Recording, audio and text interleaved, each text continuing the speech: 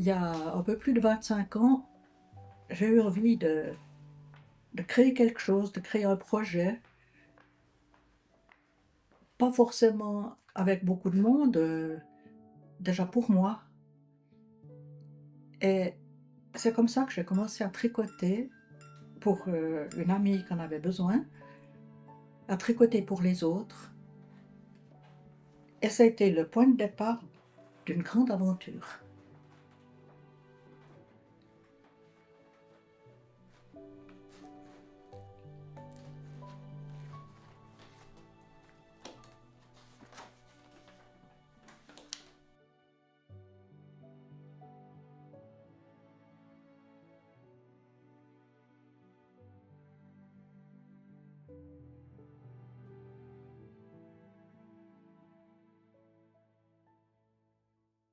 J'ai démarré parce que j'avais une amie qui a fait l'école d'infirmière avec moi et qui travaillait au Soudan dans un centre de santé.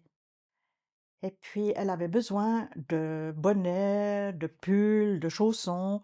Alors, on avait le modèle, le nombre de mailles à tricoter, mais on pouvait choisir la couleur, ce qui était déjà pas mal. Et j'ai commencé toute seule dans mon coin, puis petit à petit, ça s'est redit. Pour moi, c'est mystérieux comment ça a grandi. Euh, il me semble que j'ai rien fait pour, mais ça a pris de l'ampleur, ça s'est redit. Un jour, oui, il y a eu un article dans l'ADAEV. Et là, ça rejoint pas mal de personnes et ça a fait un grand afflux de tricoteuses. Il y a environ maintenant 300 tricoteuses, pas ouais, à peu près. Il y en a qui tricotent seules chez elles, d'autres qui tricotent en groupe. Il y en a dans toute la Suisse romande, à Besançon, en France, au Valais, à Fribourg, même à Berne, il y a un groupe aussi.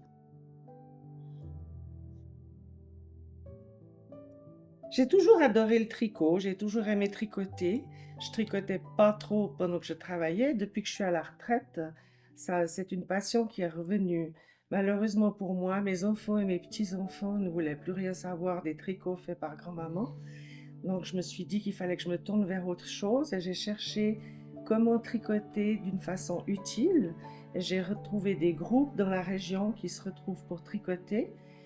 Et pendant une séance des retraités à Prévrange, je me suis dit, tiens, pourquoi pas associer des dames qui aimeraient aussi faire du tricot, puis qui sont seules chez elles, puis qui n'en ont pas envie d'être toutes seules.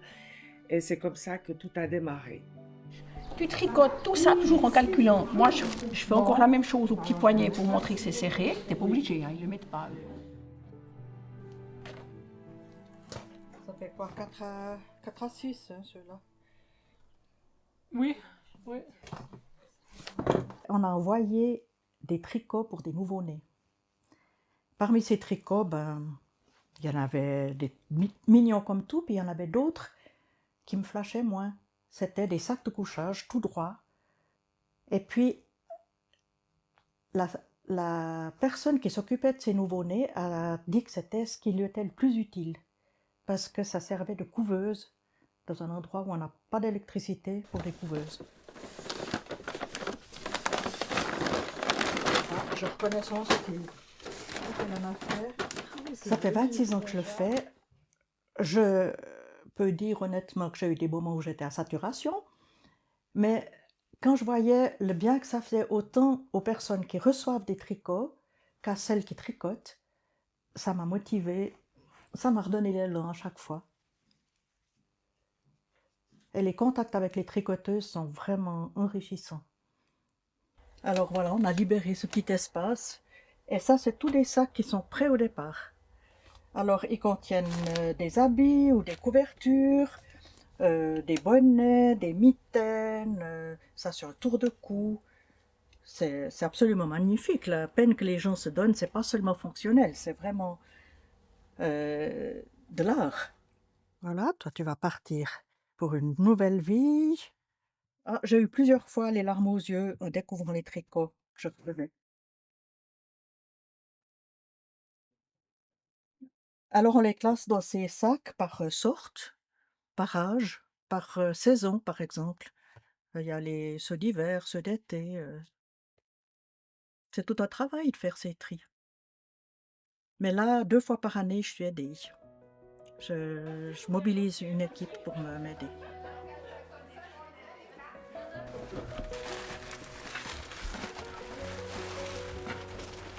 J'étais partie dans une optique de... Je sentais ces tricots qui devenaient toujours plus grands, le nombre de tricoteuses qui augmentait, mes forces qui diminuaient. Et puis, je voyais... J'étais dans l'optique qu'il fallait faire aller un décrescendo, mais je ne savais pas comment. Vraiment, j'étais dans une impasse. 38, 41, 79 et 18, 39 sacs. Stéphanie, j'ai remarqué que quand elle emballait, mais il n'y avait plus 1 cm3 de vide. Et puis qu'elle avait bien l'œil pour les habits, pour les encolures, si elles sont assez grandes, si on arrive à passer la tête, qu'elle était structurée dans son esprit. Dans sa lettre, on mettra quelque chose pour l'ami. C'est chou. Dans ma vie, Dieu, il compte pour beaucoup, la prière aussi. Et puis j'ai remis ça à Dieu, je lui ai dit, mais écoute, moi j'aimerais avoir une solution pour la suite, mais je ne vois pas. Donc indique-moi, donne-moi vraiment l'idée de qui c'est qui pourrait m'aider. Et puis cette idée de Stéphanie ne m'a pas quittée. Donc finalement ce printemps, je lui ai écrit un WhatsApp, un peu au tremblotant. Et puis elle a reçu le WhatsApp, puis elle a répondu. Quand elle m'a envoyé ce message, j'étais là. Ah, c'est pas possible! Ah bah oui! C'est génial! Alors je vous dis pas mon étonnement quand j'ai reçu sa réponse. Hein. Surtout que j'étais en train de faire mes directives anticipées. Et puis je me disais, mais qu'est-ce qu'il faut que j'écrive au sujet de ces tricots?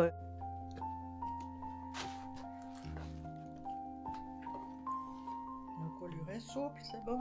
Pour le moment, je viens toutes les 2 semaines voir Madeleine. Et puis, je suis comme une apprentie, quoi. Je la suis, je regarde ce qu'elle fait. Enfin, voilà, je fais beaucoup. Tu fais avec? Je fais avec. Et puis, petit à petit, sur l'année, elle va me montrer tout ce qu'elle fait. Et puis, tout ce que ça comporte comme travail sur l'année, les envois, les emballages, les remerciements, etc. On va faire ensemble. Et puis, petit à petit, je prendrai de plus en plus. Alors, maintenant qu'on a tout trié, ce que le groupe de l'ouvroir a donné, 12 cartons à bananes, un sac, etc. Voilà, tout ce qu'on a compté, on va les remercier. Alors, on prend une carte, on écrit un petit mot à la main, on remercie pour tout le soin qu'elles ont apporté. Enfin, tu mets les mots que tu veux, les mots qui sortent du cœur, c'est ça qui marche le mieux. Hein. Chère tricoteuse. De l'ouvroir.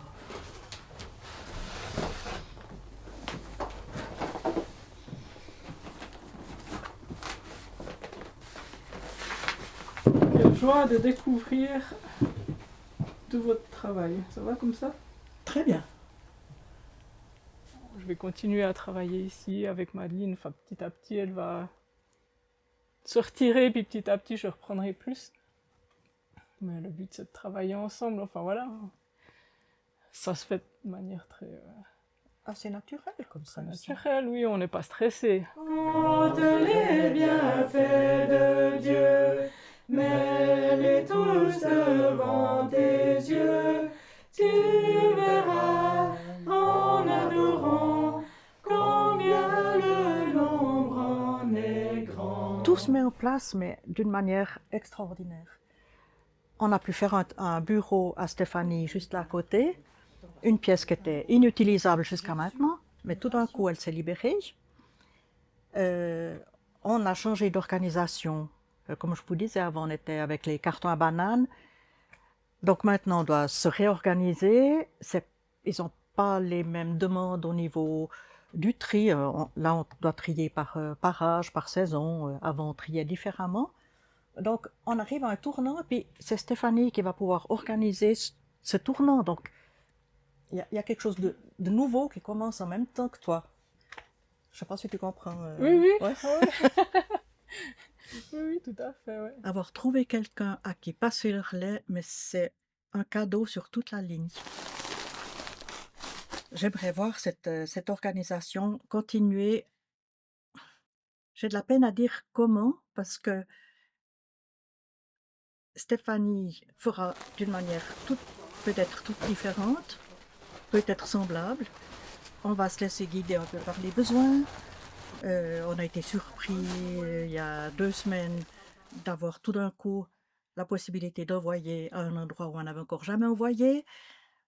On se laisse un peu surprendre par les éléments.